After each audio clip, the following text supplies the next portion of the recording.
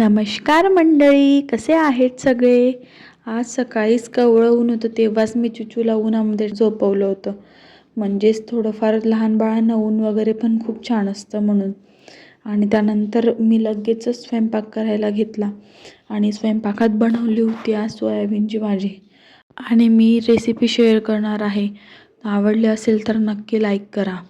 मी अगोदर मसाल्यासाठी मी कांदा, टमाटा, लसूण, अद्रक हे मी तव्यावर थोडंसं कलसून घेतलं होतं. म्हणजेच थोडंसं लाल होईल असं मी. आणि त्यानंतर मिक्सरमधनं मसाला काढून घेतला होता.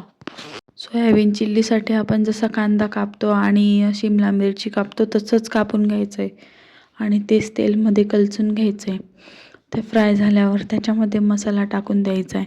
मसाला चांगला कलचवला त्यामध्येच लगेच तिखट, हळद, मीठ आणि मसाला टाकायचा आहे, गरम मसाला. आणि तेच छान कलसल्यानंतर त्याच्यात थोडं थोडं पाणी सोडत जायचं. आणि सोयाबीन पण हे छान तेलामध्ये फ्राय करून घ्यायचे, कडक होईल असे.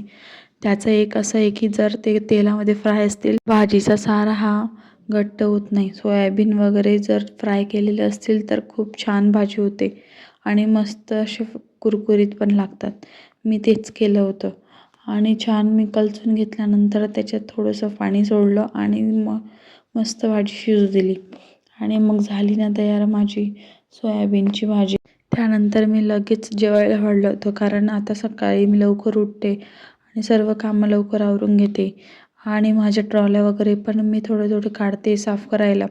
गावाहून आली तर माझ्याने साफसफाई काही झाली नव्हती, कारण मला बरं नव्हतं. आता मला बरं वाटतंय म्हणून मी हळूहळू सगळं साफ करते. त्यानंतर मग मी माझ्या बाळाला घेऊन बसली होती आणि तिचे लाड करत होती. ती पण माझ्यासोबत खूप छान खेळत होती.